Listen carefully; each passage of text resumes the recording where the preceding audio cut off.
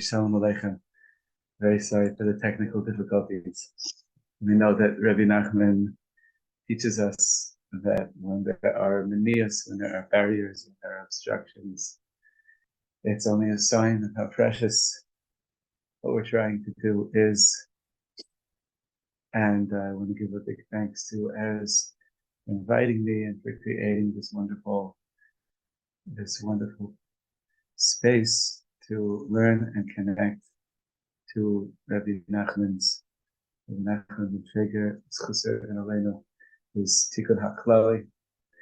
And I want to begin with looking at the Talmud that Rabbi Nachman quotes, the piece of Talmud that he quotes and bases himself upon in finding 10, I'm sure you've heard this idea already in the festival, that there are 10 core chapters of the Tehillim, of the Psalms of King David, that these 10 chapters contain the essence of the whole book of the Tehillim. And Rabbi Nachman based it on a piece of Talmud in Masechet Pesachim, page 117a, where it says, Amar Bishua ben Levi, V'asar ma'amaros shel shevach ne'emar sefer Tehillim. The book of Psalms was said by King David with 10 utterances of praise. Asara ma'amaros shel shevach, 7 utterances of praise. And Rabbi Nachman in Likutei Moharan, when he speaks about these 10, he doesn't use the same language as the Talmud. The Talmud says utterances of praise. Rabbi Nachman in Torah 205 in Likutei Moharan in the first section calls it Asara Mine Zimra, 10 different forms of Zimra, which means music. And in Torah 125, in the second section of Likutei Moharan, he calls it Asara Mine Negina, 10 types of melody. Wait, am I quoting the right page? Sorry, not 125. In Torah, 92, in the second section of Likutei Moharan. Asara Kapito Tilamhem Keneged Asara Mine Negina, the 10 forms of melody.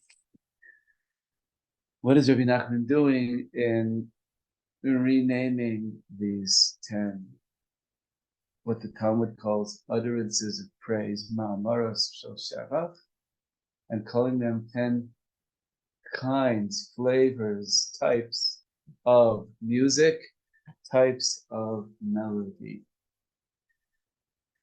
First of all, what we notice is that utterances of praise are focused on language. Types of music and types of melody focused not on language, they're focused on the notes themselves, the song itself, the pre-verbal, languageless expressing itself. It comes into that in a way Rabbi Nachman is getting perhaps to the core of what the sages in the Talmud are speaking of, that what gets manifest as 10 different words, ma'amaros, utterances of shevach, of praise of Hashem. But why are there these 10 different words, which are the essence of the Psalms of the Tehillim? Is because they come forth through notes, through music, through zimra, through nidun. And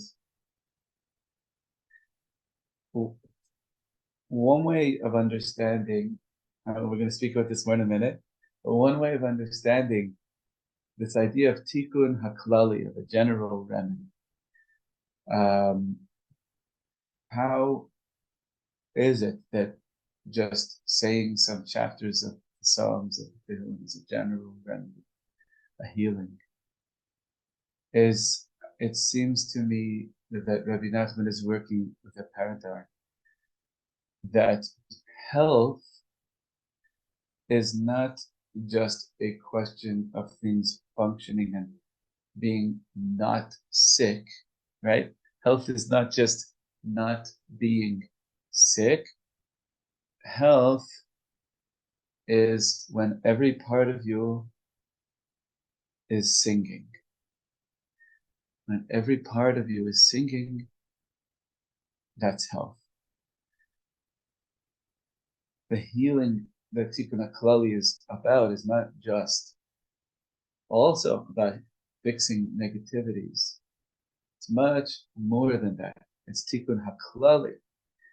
There's always more singing to do. In the Torah, where Moshe and the Jewish people sing at the splitting of the sea, the expression of song there is in the future tense. Ashira Lashem. Az Yashir Moshe. It's future tense. Then Moshe will sing. It's a very strange verse. Rashi says, Allah b'machshava salom Ashira. It came into Moshe's mind to sing because true song, it's amazing, bubbles up and is something always that I'm about to do. There's always more to sing. The Talmud and Masechet Ketubot, it's speaking about the song at the sea, and it says that even the unborn babies sang together with everyone at the song at the sea.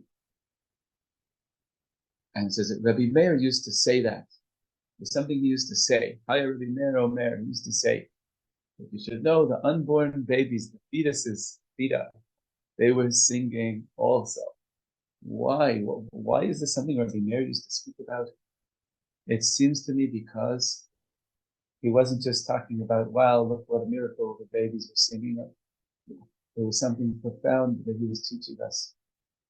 That the depths of real singing is when an unborn part of us begins to express itself.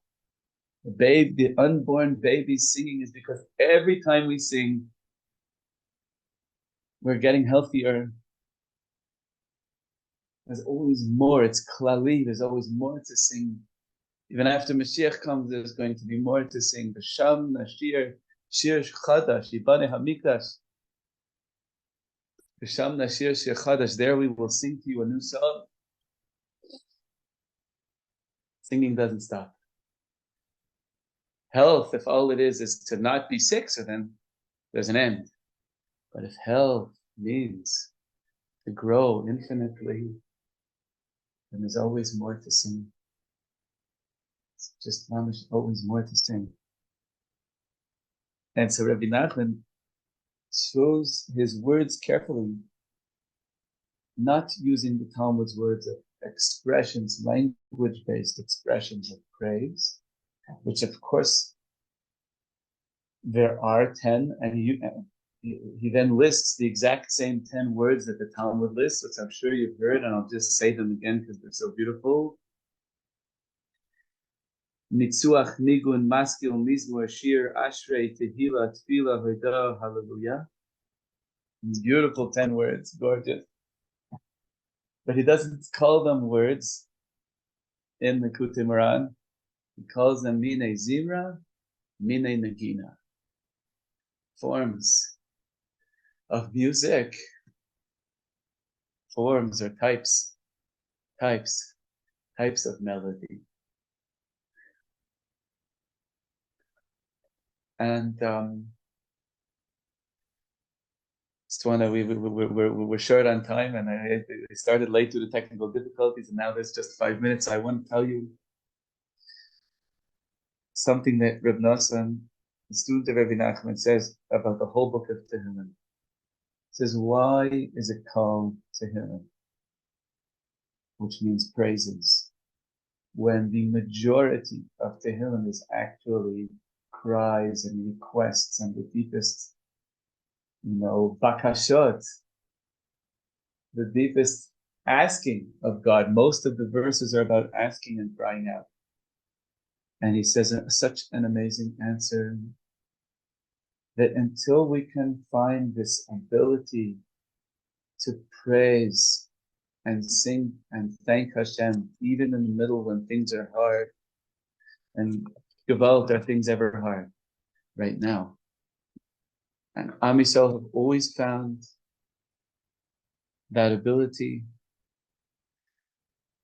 to borrow some of the joy of the future. Like we said, song is based profoundly in the future. As Yashir Moteh, Ashir al Hashem Kigoga, I will sing to Hashem. That's that song at the sea. It's another important paradigm for singing.